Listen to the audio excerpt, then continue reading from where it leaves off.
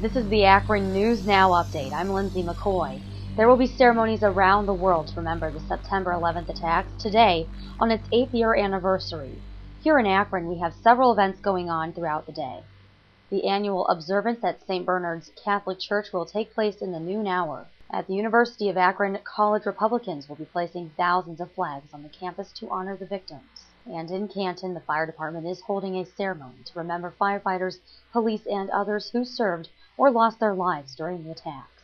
A judge in Ohio is taking up the issue on whether or not a teen who suffers from autism can stand trial. Skywalker faces charges in the fatal beating of his mother, who was a Kent State University professor. The judge in Ravenna has scheduled a Friday hearing in the case against him. His attorneys say he cannot hold a conversation and he cannot understand the charges or help in his defense. Walker's mother, 60-year-old Gertrude Trudy Sternagel, was found beaten in her home in January and died 1 week later. A new date of execution has been requested for a condemned killer. Brett Hartman stabbed 46-year-old Akron woman more than 100 times in 1997. Summit County prosecutor Sherry Bevan Walsh asked the Ohio Supreme Court on Thursday to set a date for 35-year-old death row inmate Brett Hartman.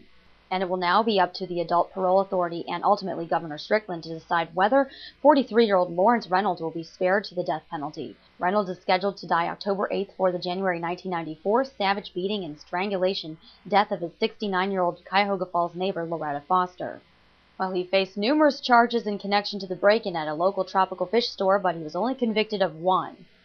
50-year-old Michael J. Davis was convicted of breaking and entering at Aquatics Interior Sea Cave on East Exchange Street back on March 11th. When the owner first entered the store, he saw several tanks of fish everywhere.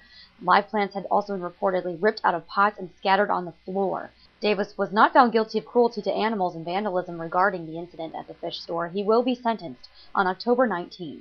In Akron News Now Sports, get ready for the home opener of the new University of Akron football stadium. The Zips game versus Morgan State at Infocision Stadium and Suma Field will be the event thousands of Zips fans will attend this weekend, and we have you covered.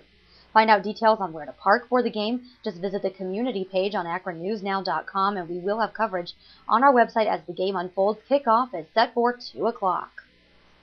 Well, if you have a news tip, just shoot us an email. It's news@rcrg.net. You can also follow our updates on Facebook and on Twitter, too. And you can always check out AkronNewsNow.com for the latest local news online, on demand, now.